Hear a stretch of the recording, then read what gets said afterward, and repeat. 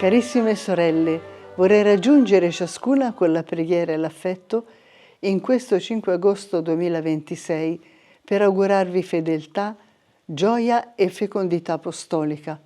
Prima di tutto, però, desidero far sentire alle comunità che vivono la fatica, la difficoltà di questo momento, la vicinanza e la preghiera di tutto l'Istituto. Penso a quelle che vivono in situazioni di guerra, di persecuzioni più o meno evidenti. Penso alle comunità che soffrono per le conseguenze di calamità naturali e per varie forme di precarietà e di insicurezza. In questo 5 agosto, festa a noi particolarmente significativa, mi è caro ritornare a una pagina delle memorie biografiche per rileggere con voi quello che è successo nel maggio del 1871, circa un anno prima della fondazione dell'Istituto delle Figlie di Maria Ausiliatrice. Si legge nel 10° volume che Don Bosco convocò il capitolo dell'oratorio per una cosa di grande importanza. Propose di fare, anche per le ragazze, il bene che per grazia di Dio si stava facendo per i giovani.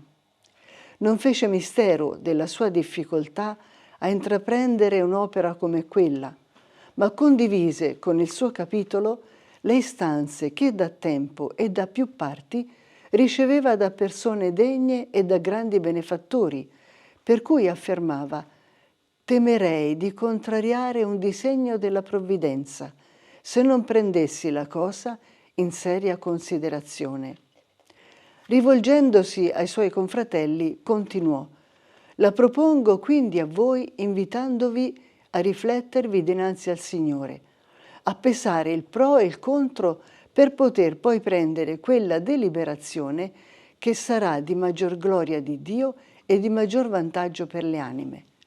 Perciò, durante questo mese, le nostre preghiere pubbliche e private siano indirizzate a questo fine: ottenere dal Signore i lumi necessari in questo importante affare».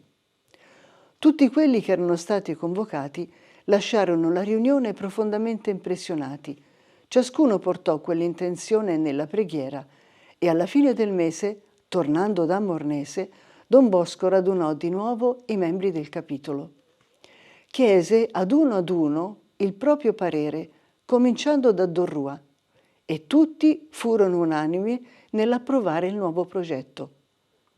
Così Don Bosco concluse la riunione dicendo: «Ebbene, ora possiamo tenere come certo essere volontà di Dio che ci occupiamo anche delle fanciulle».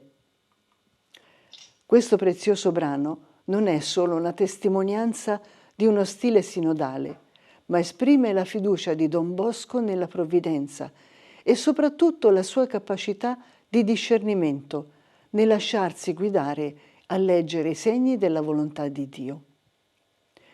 Sempre nello stesso anno 1871, Don Bosco chiese il parere al Santo Padre Pio IX sull'eventuale fondazione di un istituto femminile che vivesse lo stesso carisma salesiano. Anche il Papa pensò che fosse una cosa buona fondare una congregazione di religiose che vivessero e agissero per la gloria di Dio e la salvezza delle anime, e approvò la proposta. 7 anni prima, l'8 ottobre del 1864, Don Bosco era stato invitato da Don Domenico Pestarino a Mornese e proprio in quell'incontro aveva fissato lo sguardo su una ragazza di 27 anni che si chiamava Maria Domenica Mazzarello, che faceva parte del gruppo delle Figlie dell'Immacolata e che si distingueva in paese per la profonda spiritualità e per un attivo apostolato. Maria Mazzarello aveva fatto la scelta di vivere una carità operosa sostenuta dalla contemplazione, dalla preghiera e dall'impegno nella catechesi. Era un'azione mossa da una forte passione educativa, rivolta soprattutto alle fanciulle povere di Mornese.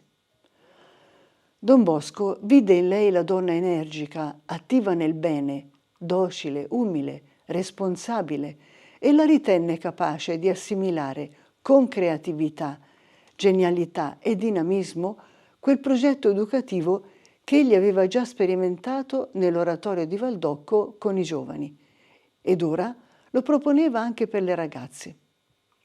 Questo evento di grazia, lo ricordiamo con gioia e stupore, avvenne il 5 agosto 1872 con la fondazione del nostro istituto.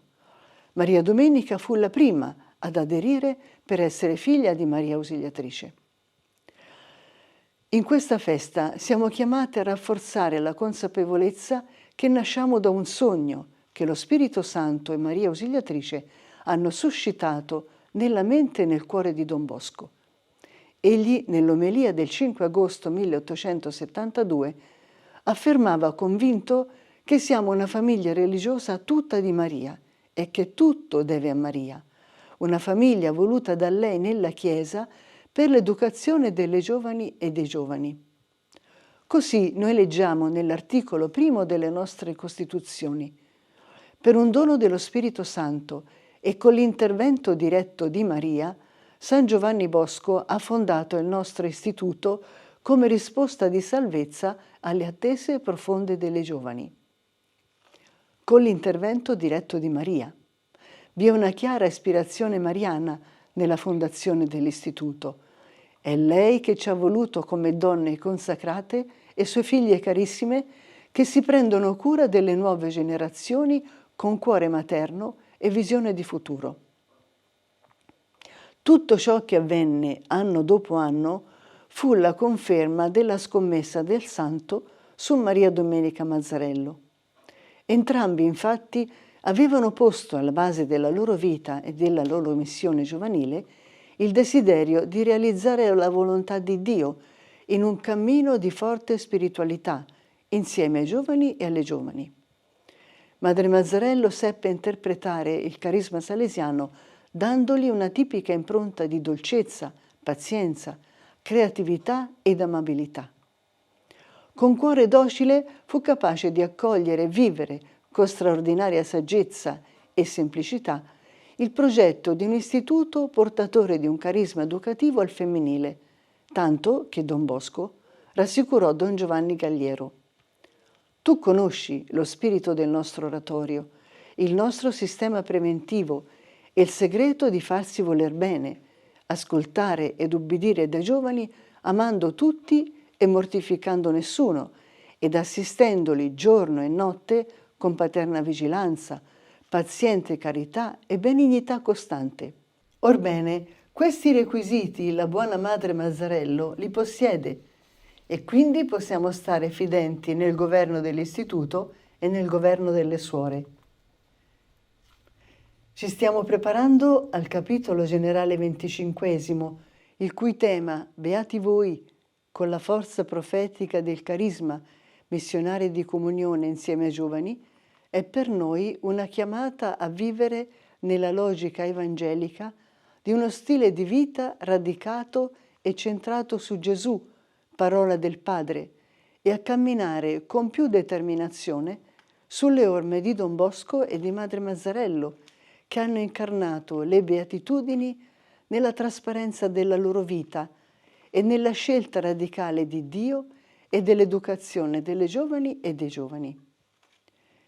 Anche le nostre comunità esprimono in modi diversi il desiderio di dissetarsi alla sorgente del carisma, dono dello Spirito Santo alla Chiesa e alla famiglia salesiana, per portare a tutti lo stesso amore e la stessa passione missionaria dei nostri santi fondatori.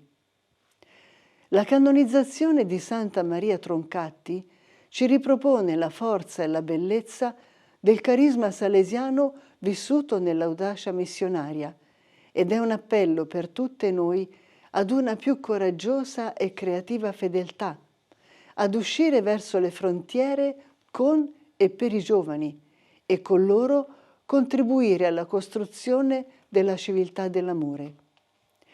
Penso sia questo il modo più concreto per celebrare l'anniversario della nascita della nostra famiglia religiosa e farla risplendere di luce nuova, di amore fecondo di bene e di speranza per la Chiesa e la società di oggi.